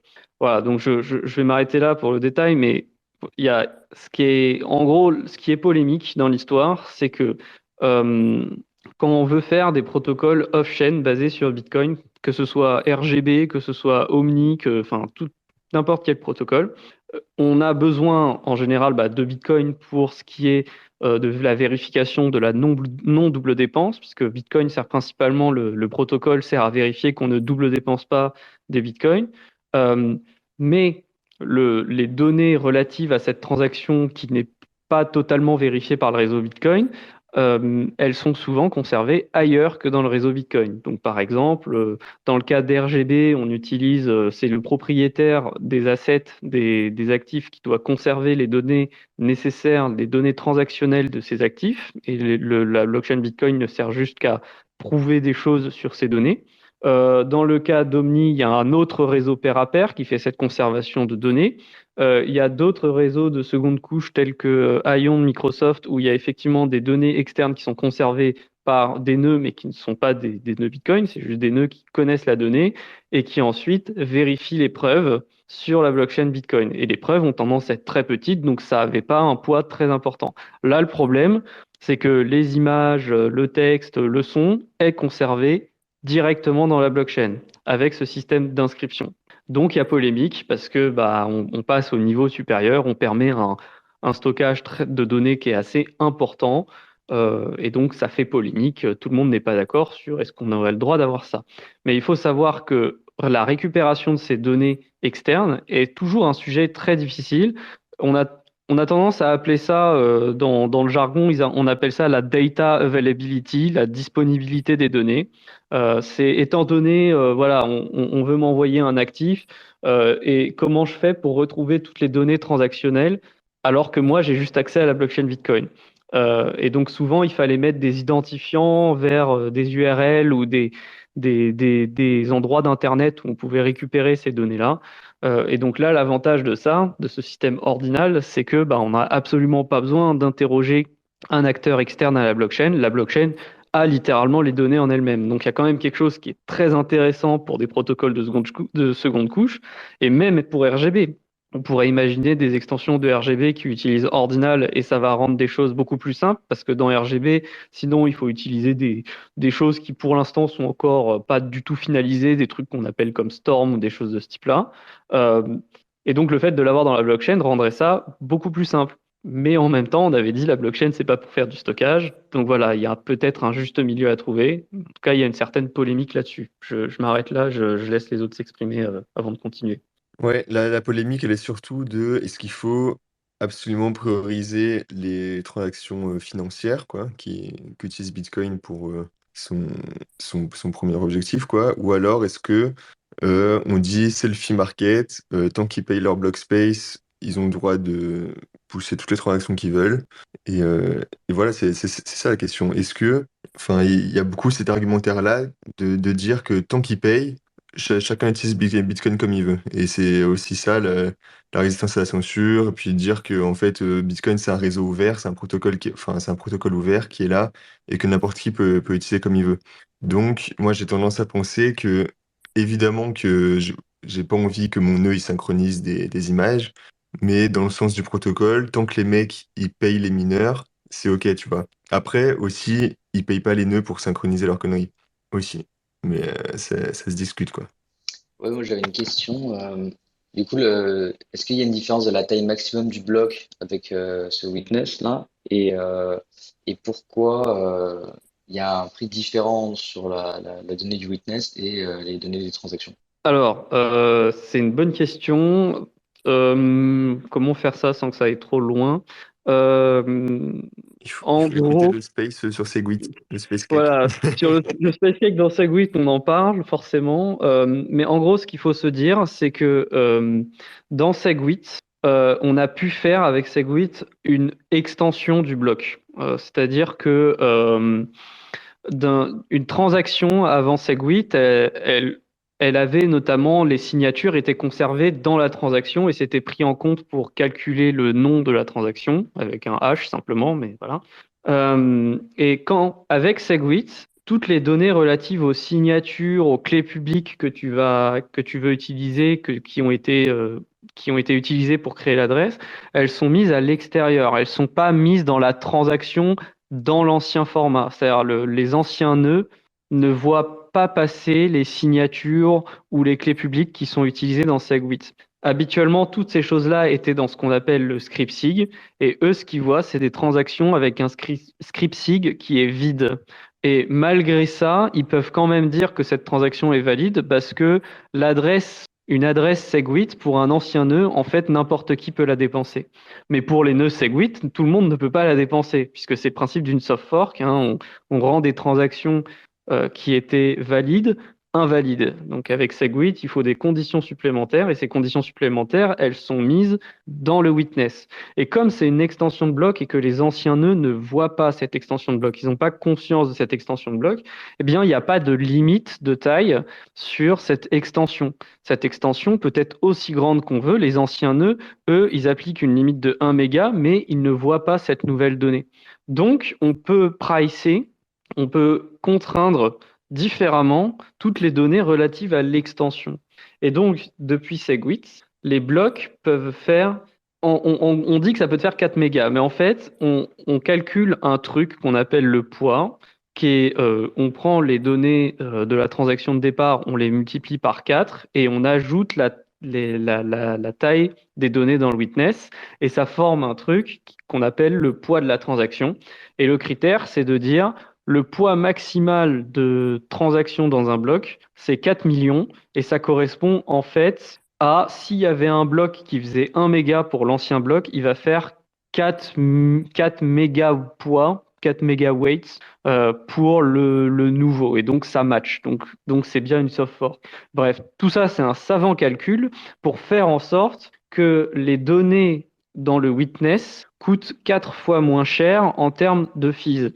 Et la raison pour laquelle on a choisi de faire en sorte que les données dans le witness soient 4 fois moins chères, c'est qu'il y a une asymétrie entre le prix que ça te coûte en frais de créer une UTXO et de la dépenser. C'est beaucoup plus cher de dépenser une UTXO dans l'ancien système Bitcoin parce qu'il fallait donner les clés publiques, donner la signature. La signature, c'est 64 octets quand même. C'est énorme, hein. Faut voir à quel point c'est gros. Sur une transaction qui en faisait en général 150, c'est vraiment très gros, les signatures. La clé publique, c'est 32 octets, donc on voit qu'on a déjà les 3/4 de la transaction, en fait, c'était le script SIG. Et comme tout ça, ça a été mis dans le witness, eh bien maintenant, on peut le pricer différemment. Et en choisissant ce facteur 4, on fait en sorte que, en gros, dépenser des UTXO, consolider ces UTXO, ça coûte beaucoup moins cher, mais globalement, c'est à peu près le même coût que de créer des UTXO. Donc l'objectif de ça, c'était de réduire le nombre d'UTXO dans Bitcoin en incitant les gens à consolider un peu plus. Et donc ça a très bien marché pour faire ça quand on a fait SegWit. Et donc ce qui se passe maintenant, c'est que des gens se sont dit, ah ben ça coûte 4 fois moins cher. Donc du coup, ce serait quand même super intéressant de mettre de la donnée dans le witness, puisque dans le witness, cette donnée va coûter 4 fois moins cher en frais. Et donc, c'est ce qui s'est passé. Et en fait, ce qui a fait qu'on ne l'a pas eu avant Taproot, c'est qu'il y avait une taille limite qui était vérifiée par les nœuds de SegWit version 0, donc les SegWit avant Taproot. Les nœuds vérifiaient que ces données ne faisaient pas plus de 10 kilobytes, et donc kilo-octets, pardon. Et donc ça limitait fortement le type de données que tu pouvais mettre dans un tel script. Mais depuis Taproot, cette limite a été retirée. Dans Taproot, ça avait déjà posé problème. C'était à l'origine du problème avec LND qui utilisait pas exactement un full node pour sérialiser, pour parser, formater les transactions, et du coup, ils avaient des erreurs à cause de ça. Mais globalement, dans Taproot, il n'y a plus de limite. On peut mettre autant de données qu'on veut dans le witness, et c'est juste que bien là, la personne qui a créé Ordinals, elle s'est dit que c'était une bonne idée de mettre les images ou les leçons de ces NFT qu'il a créés sur son protocole Ordinals dans les witness, quoi. Donc bon, voilà, avec le lot de polémique que ça a engendré. Du coup, Ça fait beaucoup de trucs à gérer, hein, j'en ai conscience, mais en même temps, on parle de Segwit, quoi. Segwit, c'est chaud à expliquer. je me demandais, est-ce que ce witness là, qui est du coup rempli par d'autres données, est-ce que ça empêche de mettre les données des transactions qui à la base étaient, enfin c'était prévu pour ça au départ, est-ce que du coup ça bloque une partie de cette sauvegarde de données ou est-ce que ça fait juste des blocs plus gros? Bah, si tu veux, c'est ce que disait Lounès juste avant, c'est quelque part, après, c'est le fees market. Toutes ces données dans le witness, elles sont quand même considérées dans le poids total du bloc, mais c'est juste qu'elles bénéficient d'un facteur 4, quoi, d'une grosse décote.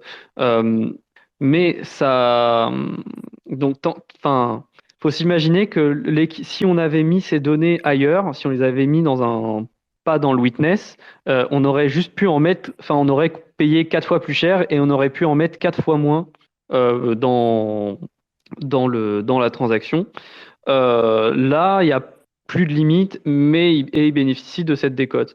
Mais quelque part, après, les autres transactions, elles sont validées normalement, il y a pas de problème. C'est juste que là, il y a un nouveau type de transaction qui va apparaître, qui sert à mettre de la donnée dans le witness, et ça va venir en compétition pour les frais de transaction, ça va venir en compétition avec des transactions normales. Voilà. Je sais pas si ça répond bien à ta question. Et ce qui est bien foutu quand même, on avait des doutes quand on a vu ça passer pour la première fois avec Panta, c'est qu'on avait peur que ça rajoute du load sur les nœuds au niveau de la vérification des scripts et du witness. Mais en fait, je me rappelle pas si tu l'as dit dans ton introduction, Panta, mais Non, j'ai pas dit, ouais. ils mettent ça dans ce qu'ils appellent des enveloppes. Donc en fait, toute la donnée, ils la mettent dans une condition. Donc en fait, dans le script, c'est false, if, et après, ils push les données. Donc en fait, la condition est jamais validée vu qu'elle est tout le temps à false. Et du coup, en fait, ces données-là n'arrivent jamais sur la stack de validation des nœuds. Donc du coup, ça rajoute pas du tout de load au niveau de la validation pour tous les nœuds du réseau. Et ça, c'est déjà un bon point sur lequel on avait un peu peur, parce que si tous les nœuds se mettaient à valider des scripts à la con, ça aurait été quand même plus embêtant. Ça aurait Et été là, catastrophique. ça aurait été catastrophique. Mm. Et là, c'est surtout, en fait, enfin, c'est juste de la place, et puis c'est juste de la quantité de données, quoi. Après, enfin, ce sera toujours, ça c'est encore un sujet que j'ai pas encore bien compris, mais c'est vrai que ça n'ajoute pas de données sur la stack de validation. Donc effectivement, ça va pas créer cette énorme quantité de calcul qui serait une horreur qui sert à rien à faire valider par les nœuds, parce faut comprendre que dans le réseau Bitcoin, le problème ce n'est pas le stockage de données. Le problème c'est que cette donnée, elle va devoir être diffusée dans le réseau. Si elle est grosse, ça va demander plus de bandes passantes et cette donnée potentiellement va devoir être validée. Alors, ce qui est heureux, c'est que là, cette donnée n'a pas à être validée. Donc, c'est heureusement, j'ai envie de dire. Cependant, cette donnée reste quand même à diffuser et donc elle va prendre de la bande passante au nœud Bitcoin actuel. Et ils pourront rien faire contre ça. Ils seront obligés de diffuser le witness pour pouvoir faire valider la transaction. Un point où j'ai encore un doute et que je suis pas encore sûr des implications, c'est que même si effectivement ça n'ajoute rien sur la stack de validation, le witness doit quand même être formaté. Donc, c'est-à-dire que un nœud doit, quand il va voir le witness, même s'il est très long, il va devoir quand même passer du temps à le mettre en forme, c'est-à-dire identifier les opcodes, identifier les données qui sont poussées ou pas, et ensuite effectivement valider. Et là, on sait que ça coûtera pas grand-chose. Mais je ne sais pas si le temps passé à faire ce formatage du witness est significatif, s'il peut être significatif. Et si c'est le cas, c'est vraiment pas bien. Mais j'ose espérer que c'est pas le cas. J'ai pas vu beaucoup de monde parler de ça pour le moment. Voilà. Je sais pas si tu vois de quoi je parle, Lounès, mais faut quand même formater que le script, c'est bien OP false, puis OP if, puis qu'après, effectivement, c'est OP push. C'est pour ça que dans l'enveloppe, on peut pas se contenter de copier-coller littéralement dans le witness les données. On est obligé d'ajouter de temps en temps des données supplémentaires qui correspondent à un opcode pour pousser des données, parce que sinon, les nœuds seraient pas capables de formater correctement le witness et donc renverrait une erreur. Donc on est obligé quand même les nœuds vont passer du temps à formater. Mettons que quelqu'un fait une transaction avec 400 kilooctets de données dans le witness, eh ben les nœuds ils vont quand même devoir passer 400 kilooctets l'un à l'autre. Donc ça va prendre de la bande passante. Et puis après, chaque nœud va devoir formater ces 400 kilooctets correctement. Donc bon, c'est quand même, je sais pas si ça prend du temps ou pas. Voilà. Ouais, c'est vrai que j'avais pas pensé à ça. Mais aussi, dans Ordinal, c'est pas forcément un problème, cette histoire de script, enfin, vu que c'est un hope false. Mais à quel point c'est possible d'attaquer justement le réseau comme ça, en poussant à fond sur la stack des trucs qui vont jamais se valider. Ouais, ça, je me demande si c'est possible ou pas. Peut-être que je me fais des films, hein. Mais si par exemple tu fous juste des OP push à la suite, qu'est-ce que ça dit? T'as le droit? Bah, t'as le droit, mais en fait, le truc, c'est que dans ce cas-là, le witness peut être retiré arbitrairement. En fait, ton witness peut devenir malléable et s'il n'y a pas besoin de signature à un moment, ben les mineurs vont pouvoir juste retirer ces données-là du witness et ça va passer quand même. Enfin, bon, Ah, après, faut que les mineurs le fassent, quoi. ok. Et juste avant qu'on passe à Loïc, il y a Paul qui demandait à quel point les dev core avaient prévu ça. Et moi, je lui ai dit qu'ils y avaient réfléchi, qu'ils avaient fait exprès d'enlever la limite et qu'en fait, quand tu enlèves une limite, enfin, généralement, quand tu enlèves une limite, tu réfléchis avant de l'enlever, quoi. Autant je pense que tu peux en oublier, tu peux oublier de rajouter des trucs, mais quand tu enlèves quelque chose qui existe, il y a des discussions, etc. Et c'est un peu ce qui ressortait sur la mini list, j'avais l'impression. Euh, je t'avais envoyé un petit peu des mails qui étaient Ouais, passés, ouais. tout ça. Et globalement, ils disent, enfin, ils sont pas forcément pour qu'il y ait des des NFT sur la chaîne, mais qu'ils allaient pas laisser une limite qui pouvait empêcher des gens d'écrire des scripts complets, etc. Pour empêcher ça et que qui est-ce qui définissait quelle était de la bonne data à quoi, conserver on-chain ou pas, quoi. C'est un peu ça que j'ai compris des différents mails qui sont passés.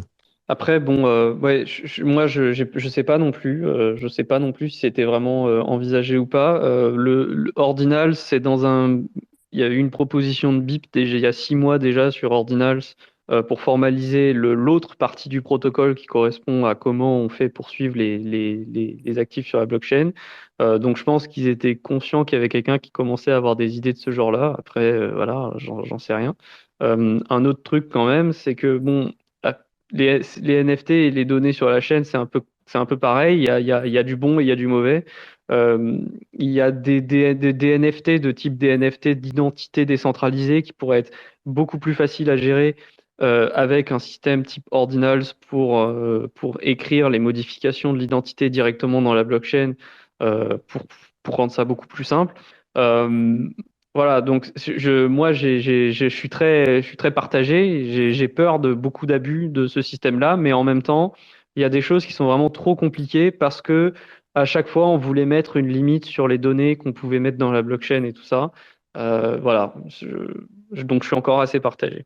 Je vais laisser Loïc parler. Ouais, salut les gars, merci beaucoup pour l'explication, c'était très clair. Moi, je me demande, Panta, déjà, qu'est-ce que tu en penses? Parce que tu nous as pas trop dit ce que tu en pensais. Est-ce que le fait qu'on critique ça, c'est pas un peu un jugement moral sur la donnée qui est mise? En quoi une photo, c'est moins bien qu'un code de paiement pour BIP47, par exemple?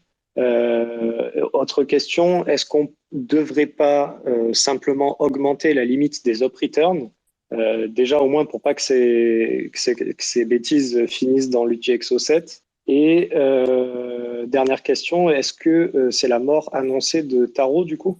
Alors, donc je reprends tes questions dans l'ordre et j'essaie de pas oublier. Donc ta première question, c'est moi ce que j'en pense. Donc moi ce que j'en pense, bah, c'est ce que j'ai dit un petit peu avant, c'est-à-dire euh, comme tu l'as bien dit avec BIP47 ou des choses de ce type-là, il y a des gens qui faisaient une chasse aux sorcières à toutes les données qui ne sont pas des transactions Bitcoin. Qui étaient pour moi complètement injustifiées, c'est-à-dire qu'effectivement les limites très fortes qu'on a mis sur la taille des up returns, pour moi, c'était pas correct. J'en comprenais pas trop l'intérêt. Euh, donc, pour moi, on n'était pas au juste milieu. C'est-à-dire, pour moi, il y a un juste milieu. C'est-à-dire qu'il y a une quantité de données qui est tolérable et qui est légitime. Et tu parles notamment de BIP47. Dans le cas de BIP47, je pense que c'est légitime de mettre cette donnée-là. Après, sur BIP47, il peut y avoir une critique du type oui, mais ça fait une transaction en plus qui n'est pas financière. Donc là, il y a un coût de validation en plus d'un coût de données, ce qui est soit le cas, mais je pense que c'est aussi le cas dans Ordinals. Donc voilà, l'argument est un peu voilà, un pour un. L'autre chose qui me va pas, c'est que moi j'aime pas l'idée qu'il y ait des images dans la blockchain parce que ces images peuvent être utilisées dans le but d'incriminer des personnes. Ça peut être des données qui ont pas grand intérêt pour toi, mais on te force à les conserver. Moi, je pense qu'il y a des inscriptions qui ont été mises déjà dans le protocole qui, franchement, ça me fait pas plaisir de devoir les conserver, simplement parce que ce sont des blagues ou ce sont, enfin, voilà, il y a des choses qui me vont pas dans le fait de devoir servir de cloud à quelqu'un. Maintenant, bon, c'est vrai qu'il y a forcément un argument moral derrière. C'est-à-dire que oui, on pourrait toujours dire que oui, mais le fee market, oui, mais quelqu'un a payé pour ça, donc qui sommes-nous pour juger? Pour moi, c'est un argument qui est recevable, mais que dans une certaine mesure. C'est-à-dire que le fee market, le marché des frais de transaction des mineurs, c'est les full nodes qui lui permettent d'exister. C'est parce que on a décidé de permettre aux mineurs, aux gens de pricer leurs transactions auprès du mineur dans le protocole, parce qu'on a voulu leur permettre de faire ça dans le protocole, ce marché de frais existe. On aurait pu décider que il n'y a pas de frais de transaction, que si tu n'envoies pas tous tes Satoshi et la différence entre les Satoshi que tu envoies et les Satoshi que tu dépenses, si elle est supérieure à zéro, bah non, c'est pas un frais de transaction pour le mineur, c'est rien du tout, c'est des Satoshi perdus. Enfin, voilà, on a décidé que le mineur pouvait récupérer ce frais de transaction. Donc, qui sommes-nous pour décider de comment marche le fee market? Bah, on est des full nodes en fait. Donc on a notre mot à dire aussi sur comment le marché il fonctionne. Maintenant, je suis d'accord que il y a une limite à tout argument. C'est-à-dire on peut pas être non plus full communiste en mode on va tout censurer et puis on fait passer que les transactions qui respectent tel ou tel format et puis basta quoi. Donc j'ai pas enfin comme c'est moral comme question, bah je peux pas répondre techniquement en fait. Moi, ce que j'ai juste envie de dire, c'est que j'ai pas envie de m'amuser à devoir conserver, comme dans la blockchain Satoshi Vision, des conneries parce que machin a décidé de l'utiliser pour mettre ses bilans météorologiques tous les jours, ou parce que machin il avait envie de troller les gens qui font tourner des nœuds Bitcoin et il a mis des images de chiens et qu'il les répète 100 fois. Voilà, donc il y a un juste milieu, et on va dire que dans le cas d'Ordinals, euh, avant, on était trop restrictif et j'ai peur que Ordinals soit trop permissif. Ça permet vraiment trop facilement de mettre trop de trucs. Voilà, donc peut-être que j'ai tort, peut-être que ce que je raconte sur les images là, oui, ok, au début il y aura ça, mais après les gens vont se calmer, etc. Voilà, peut-être que j'ai tort, mais là sur le moment, mon opinion, c'est de me dire peut-être qu'Ordinals, en permettant ça, va trop loin dans l'autre sens. Voilà. Mais je pense que c'était sain d'aller dans l'autre sens, c'est-à-dire de permettre plus de données sur la blockchain. C'était quoi ta deuxième question, rappelle-moi? Ouais, juste si je peux réagir par rapport à ce que tu viens de Ouais. dire, ce que je me demande, c'est est-ce qu'on a la possibilité justement d'empêcher ces transmissions d'images?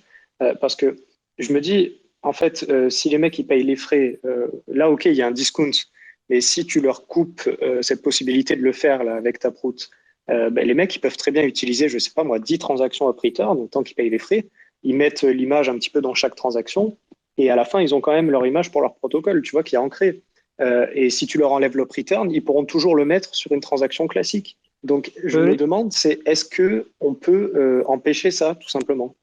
Bah, enfin, tu peux pas l'empêcher en tant que tel, tu vois. Je suis d'accord avec ce que tu dis. Le white paper, l'exemple du white paper que j'ai donné en 2013, il est conservé dans les adresses carrément, dans des adresses d'une transaction. Donc c'est encore pire parce que là, ça pollue l'outil Exo7. Donc tu peux pas l'empêcher. Si des gens veulent absolument faire ça, ils peuvent le faire. Mais tu peux rendre la tâche plus ou moins difficile pour eux. Et là, dans l'exemple que tu donnes, les up return, il n'y a pas la discount de 75% dessus, par exemple. Donc, c'est déjà plus difficile parce que ça va coûter plus cher. Le marché de frais qu'on administre quand on est un full node va faire qu'ils vont devoir payer plus cher. Mais si en plus de ça, tu prends par exemple les up return, tu as le droit qu'à un seul up return par transaction. Mais ça, c'est uniquement parce que les full nodes ne veulent pas qu'il y ait plus de up return dans les transactions. Le protocole ne dit pas, le consensus ne dit pas, il y a max un up return par transaction. C'est juste que on ne relaie pas ces transactions-là. Donc, je veux dire par là, ce que tu dis est vrai, on pourrait toujours s'en sortir pour mettre de la donnée sur la blockchain, on y arrivera toujours si on veut vraiment le faire, mais on peut rendre la tâche plus ou moins difficile. Et c'est juste que là, dans le cas d'Ordinal et de la limite de taille de witness qui a été retirée dans Taproot, eh ben, on rend les choses très faciles pour le coup. Donc, c'est en ça que je dis que c'est peut-être un peu trop permissif. Après, c'est une opinion sans retour d'expérience, c'est-à-dire je pense ça comme ça là, mais peut-être que je me trompe. Donc voilà, je dis pas que demain il faut absolument que tout le monde télécharge ma version de Bitcoin Core dans lequel les transactions qui ont plus de 10 kilobytes dans le witness, elles sont considérées comme non standard, donc pas relayées. Voilà, je dis pas qu'il faut faire ça tout de suite, mais on pourrait le faire si on voulait le faire. Mais effectivement, ça aurait potentiellement un contre-feu que tu décris, c'est-à-dire que les gens se mettent à le faire ailleurs. Mais quand même, tu vois, ça peut devenir plus compliqué à gérer. Voilà. Et du coup, ce que j'avais demandé, la deuxième question, c'était est-ce qu'il ne vaudrait pas mieux augmenter les permissions au niveau de l'op return, c'est-à-dire, je sais pas moi, 160 octets plus sur l'op return et leur dire vos bêtises, vous pouvez continuer, mais vous les faites ici, comme ça vous ne polluez pas l'UTXO7 et vous payez vos frais comme tout le monde. Alors, dans le cas du witness, tu pollues pas l'UTXO7 parce que le witness ne va jamais dans l'UTXO7. Il est toujours relatif à une input. Donc ça, c'est quand même un avantage qu'on peut leur donner, c'est que au moins ils polluent pas l'UTXO7 aussi. Ça va avec. C'est encore heureux quoi. Parce que sinon là, j'aurais crié si tu veux. Là, j'aurais dit non. Allô, vous m'entendez? Ouais, je croyais que c'était moi qui avais bugué. Moi, je croyais que c'était Panta qui avait bugué. Et, enfin, je pensais que c'était moi, j'ai relancé l'app. Ouais, parce que depuis le début, je bug, donc je pensais que c'était moi. Je pense que c'est Panta. Ok. Et du coup, est-ce que vous voulez regarder? Je viens d'épingler un tweet de Pourto, le mec qui a écrit l'article au départ, où il y a un mec qui a fait une rockchain et il a fait plein de transactions avec des cailloux sur Bitcoin, quoi. Moi, ça reste c'est un peu du spam, quoi, si je puis me permettre. Bon, et si Panta revient pas, on va. Est-ce que là, nous voit une question peut-être sur ce sujet? Est-ce que vous pensez du fee market? Est-ce que les nœuds individuellement devraient virer ce genre de data? Ah, Donc l'essentiel pour ce que je racontais, le witness se retrouve pas dans l'UTXO7. Donc à partir de là, déjà, c'est une partie du problème qui est réglée. Maintenant, bon, élargir le up return, c'est un autre débat, mais j'ai déjà partagé ma réflexion sur le fait que moi je serais plutôt pour. Mais voilà, après c'est un autre débat. Là, en l'occurrence, on pollue pas l'UTXO7, donc tout va bien, entre guillemets. Ce qui est embêtant quand même, c'est que si tu décides de faire tourner un nœud qui n'est pas pruné, bah, il n'y a aucun moyen de faire en sorte de ne pas conserver ce witness. Tu es quand même obligé de le conserver en entier, sinon c'est comme si tu n'avais pas toute la transaction. Tu peux pas fournir à un nœud une genre de simplification du witness sans toute la donnée. Tu peux pas faire ça. Tu es obligé de tout conserver si tu veux donner quelque chose qu'un autre nœud peut valider. Donc voilà, le débat il porte plutôt sur le stockage pour un nœud qui n'est pas pruné, quoi. Ça, là, il y a sujet. Mais sinon, l'UTXO7 n'est pas pollué, donc tout va bien à ce niveau-là. Et c'était quoi ta troisième question, du coup? Tu nous entends en direct, là, Panta? Là, je t'entends, là. Ok. Je crois qu'il y a eu un bug pas possible, on t'a pas entendu pendant un moment, alors je sais pas si c'est nous qui avons bugué avec Lounef. Non, c'est moi qui ai eu un problème. C'est moi qui ai eu un problème. Ok, Il a coupé pour tout le monde. Ok. Ouais, non, la troisième question, c'était savoir si, du coup, si on abandonnait Taro, qu'est-ce qui se passe? En fait, ça n'a plus trop d'intérêt, du coup. Si tu veux, Taro et RGB, si tu veux, au niveau on-chain, c'est la même chose, voilà. Enfin, bon, c'est très proche, quoi. Mais si tu veux, pour les protocoles comme Taro et RGB, ce qui est extrêmement intéressant, c'est que tout ce qui est le contrat de création du machin qu'on s'échange, on pourrait le mettre dans une inscription à la ordinale. Et tout ce qui est de la mise à jour de ce contrat, potentiellement, on pourrait aussi le mettre dans les inscriptions ordinales. Mais globalement, c'est c'est juste une réponse au problème de la disponibilité des données. Mais sinon, bon, bah, Taro et RGB, j'ai envie de dire, il n'y a pas de question d'abandon puisque c'est des protocoles d'assets sur d'autres chaînes. Maintenant, s'il fallait abandonner l'un ou l'autre, c'est un autre débat. Voilà. N'empêche, on voit beaucoup de bad takes un peu partout, différents bitcoiners sur Bitcoin Twitter, quoi. C'est assez, De, enfin, ça fait vachement parler cette histoire. Ah bah oui, non, mais c'est un sujet de toute façon, ça fait 10 ans que ce sujet-là, il a jamais été traité correctement, si je puis dire. Donc voilà, hein, c'est compliqué, quoi. Donc c'est compliqué. Voilà. C'est parce que enfin, c'est aussi, enfin, ça va avec la première question de Loïc, c'est qu'il y a un aspect moral à cette question, quoi. Bon, t'as vu les inscriptions que j'avais montrées où il y en a une où c'est littéralement un sextoy scotché à un mur. Bon, super. Je conserve actuellement ça dans ma Raspberry Pi. Je suis très content, quoi. Voilà. Donc bon, on peut comprendre que moralement, il y a quand même des choses qui interrogent, quoi. Maintenant, Ouais, voilà. on est qui pour juger ça? Voilà, on est qui pour Parce juger ça? que voilà, moi j'utilise l'op return régulièrement pour faire des transactions BIP47. En quoi mes transactions BIP47 ont plus d'importance que les photos, les chaînes de cailloux, etc. Tu vois? Ok, mais à Exactement. partir du moment que quand il y a un mec qui va commencer à te mettre de la pédopornographie dedans, là, ça va commencer à se poser des questions, quoi. Tu vois, personnellement, j'ai pas envie d'avoir ça sur mes nœuds. Ouais, c'est pour ça que je dis que enfin, c'est agaçant parce que déjà nous on veut pas de ça et après ça va être utilisé enfin voilà, il y a des autorités qui vont encore nous dire mais faut protéger nos enfants alors que bon aucun rapport hein, mais bon c'est comme d'habitude. Mais voilà quoi, on sait que c'est arrivé Après, sur la chaîne Bitcoin SV quoi. Ouais, mais après, tu veux un protocole incensurable, c'est toujours le risque, hein. C'est Bah, toujours le risque. oui, C'est pareil. Quelle est la limite à ça, tu vois? Tu me dis les images, tout ça, des images de crimes, de ce que tu veux. Mais ceux qui l'utilisent pour payer des ransomware, donc tu vois, tu fais encore un jugement moral par rapport au crime qui est réalisé sur Bitcoin. oui, mais Donc c'est un débat très compliqué. Après, je Voilà. comprends ce que vous dites. En fait, c'est pour ça qu'on dit que ça fait Même moi, beaucoup je peux parler. guider là-dessus.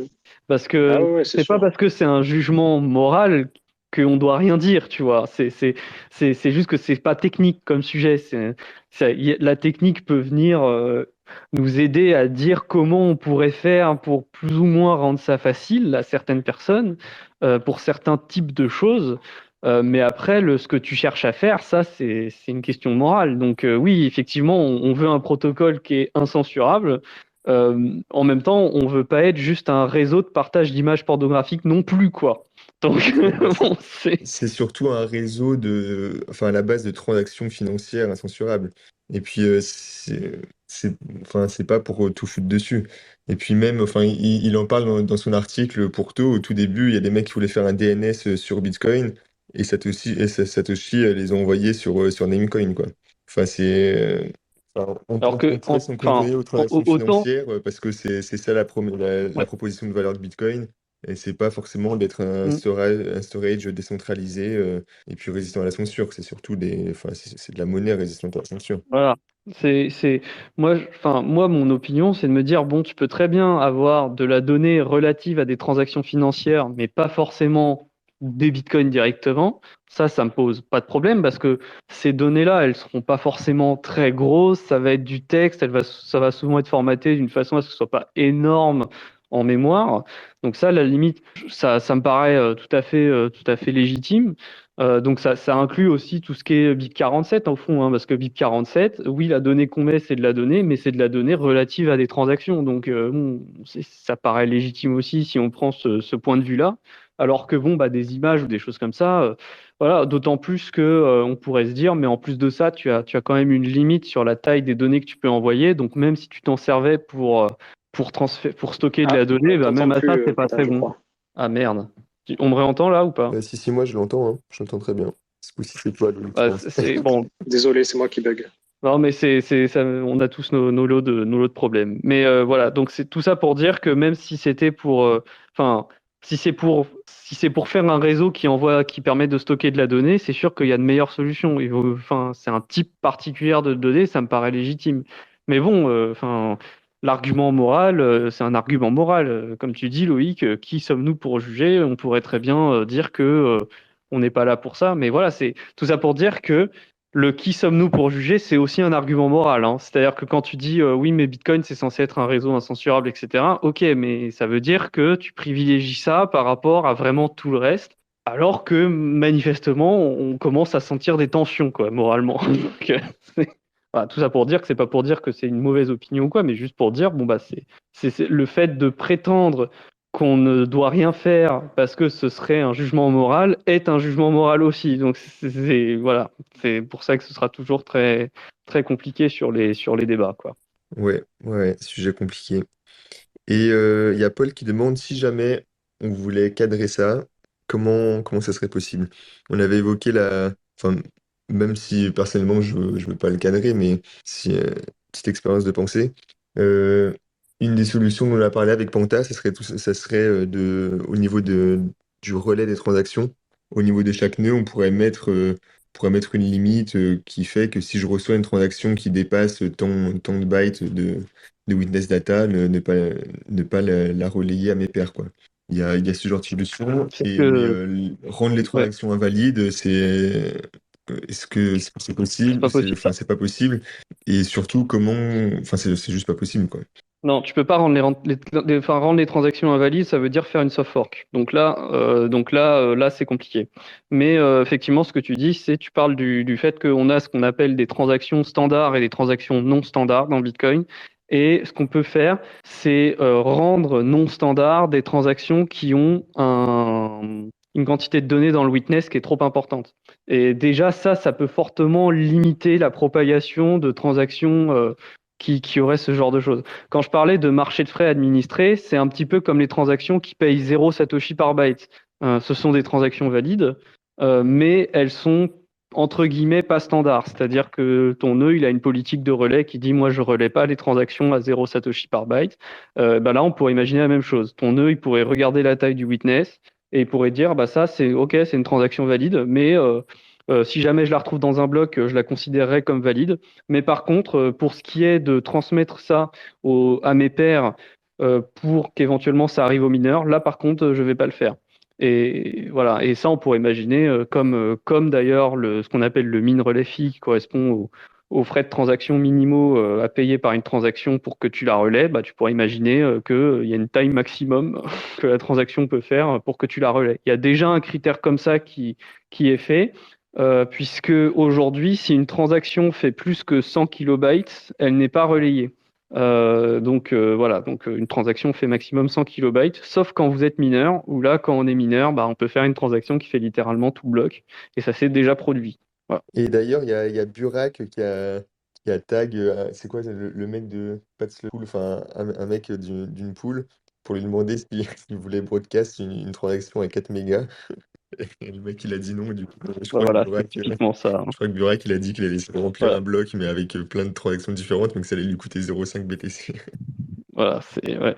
Bah, typiquement, Burak, c'est lui qui avait fait le bug de LND en utilisant justement lui, c'était différent parce que le witness qu'il a créé, Burak, dans la transaction qu'a fait planter LND, il était aussi très très gros, mais c'était bien que de la donnée transactionnelle. C'était que des clés publiques et des signatures pour ces clés publiques, quoi. C'est juste qu'il y en avait 1000. Voilà. Et du coup, bah, le témoin, il était énorme. Et du coup, bah, le témoin, il faisait plus que 100 kilobytes. Et donc, 10 kilobytes, pardon, parce que c'était ça la limite avant Taproot. Et comme là, c'était des transactions Taproot, eh bien, cette limite ne s'appliquait pas. Et donc, les nœuds qui n'avaient pas bien implémenté Taproot se sont mis à considérer que cette transaction était invalide. Voilà. Donc, c'est Burak qui aime bien jouer avec cette limite du témoin, manifestement. Bon bah ça me semble pas mal, hein. Est-ce que quelqu'un a une autre question avant qu'on clôture? Mais bon, en tout cas, très sympa ce space. Je disais, c'est pas souvent qu'on fait des entonnoirs de 2 heures, mais on avait des bons sujets. Ok. Après, il y a une tendance quand même, non, sur les entonnoirs à s'allonger. Un peu. C'est vrai. C'est l'influence du space cake, ça. Voilà, ça doit être ça. Bon, bah parfait, on va vous laisser là, du coup. Cette semaine, on avait dit qu'on faisait le space cake jeudi, et il me semble qu'on va le mettre mardi. Ouais, c'est ça. Le space cake de cette semaine, ça sera des questions et sujets libres. On avait convenu de faire ça une fois par mois pour revenir un peu sur ce dont on discute et puis prendre des questions random sur Bitcoin. Donc, on va vous retrouver ce mardi à 21h30 pour ce space. Du coup, ça sera sur mon compte, n'hésitez pas à rejoindre et poser toutes vos questions tech ou pas sur Bitcoin. On sera là pour y répondre avec plaisir avec Panta, Loïc et Sosten. Et bah voilà, merci à tous d'avoir écouté.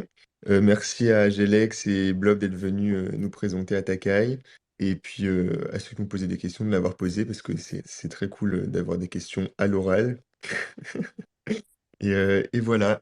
Euh, oui, si vous êtes sur les places, si vous écoutez ça en replay, pensez à, pensez à mettre une petite note, une bonne note, des étoiles, tout ça, et vous abonner. Ça fait toujours plaisir. Et puis, et puis c'est tout. Merci à tous, bonne soirée, bonne fin de dimanche, et puis à mardi pour ceux qui viennent au Space Cake. Bye bye! Salut tout le monde! Merci d'avoir écouté notre podcast, j'espère qu'il vous a plu. N'hésitez pas à le partager sur les réseaux et nous mettre une note sur votre plateforme de podcast préférée, ça nous aide énormément. Ceci était une production Découvre Bitcoin, je vous retrouve très bientôt sur les réseaux. Merci à vous et n'oubliez pas de le partager grandement. Salut!